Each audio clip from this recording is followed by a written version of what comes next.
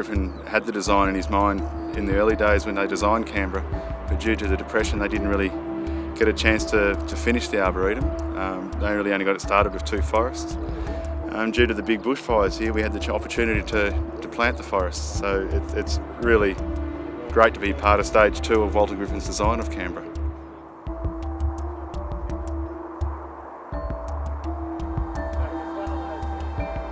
When they say there's a yin-yang in everything, isn't it? It's quite negative, quite devastating, the fires, but this is definitely a positive side to it.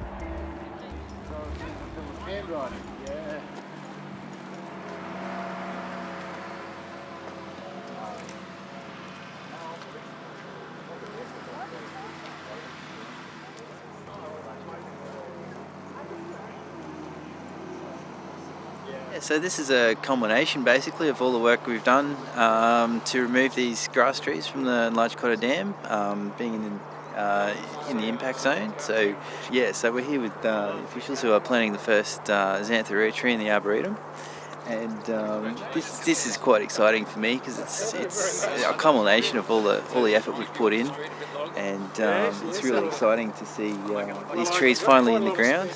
You want to put your hand underneath there and I can lift it, so you can just put a photo or something. Oh, I see. No. Just lift it up vertical. Sitting down in there. That's actually perfect. Well done, gents. Very good. Very good. These trees are many, many decades old. They were overlooking Cotter when the original Cotter Dam was built last century, and they were there in 2003 when the bushfires ravaged the area, and 120 or so of these trees were the survivors of that bushfire. They were going to get in the way.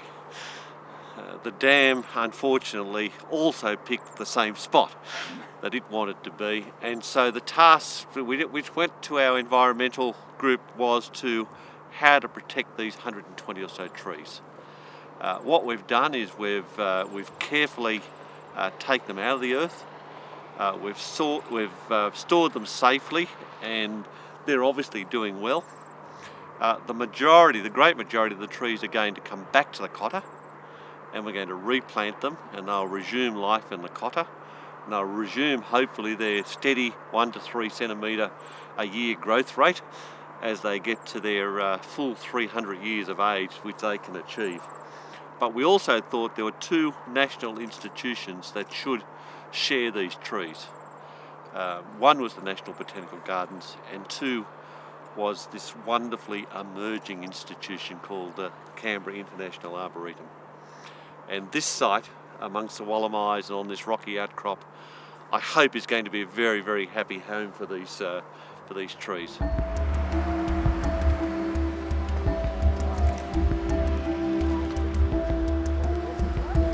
We've got a terrific relationship with ACTEW. This is but an example of it.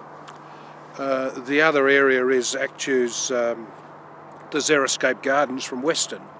We're in the final stages of the plans to move them to the Arboretum and to give them a complete makeover. So that will be, again, a tremendous thing. The one area where we don't have any relationship with ACTEW is in the area of water. I'm very pleased to say. So all of the water for these and every other tree and garden on the site will be recycled either from the 45 million litre dam that most of us can see down the bottom, from the bore that's right alongside that, and of course from trucking where needs be, recycle water from Loma. So this is a tremendous addition to us.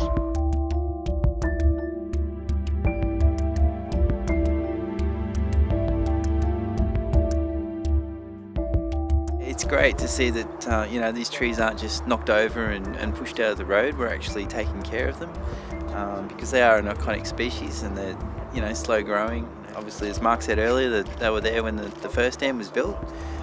So to see them, taken care of in this manner and to thrive here in this environment, it's a wonderful thing. And yeah. Well, they don't like too much water. I mean, that's why they survive so well here in Australia. They like being in the rockeries. There's a bit of moisture and nutrients around the rocks and so on. Maybe for the next 12 months we'll give them a bit of water and care just because of the shock and so on. But after that they'll be on their own. So they're very, very hardy.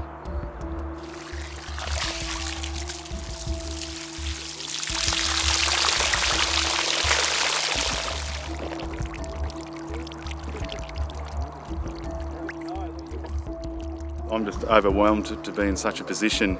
For the history side of things, you look at the trees and that growing over in Canberra there, and they're 100 years old and we take it for granted. So to be part of something very similar with all those little baby trees around us, my great-grandchildren will be able to remember what I was involved in, things like planting these grass trees.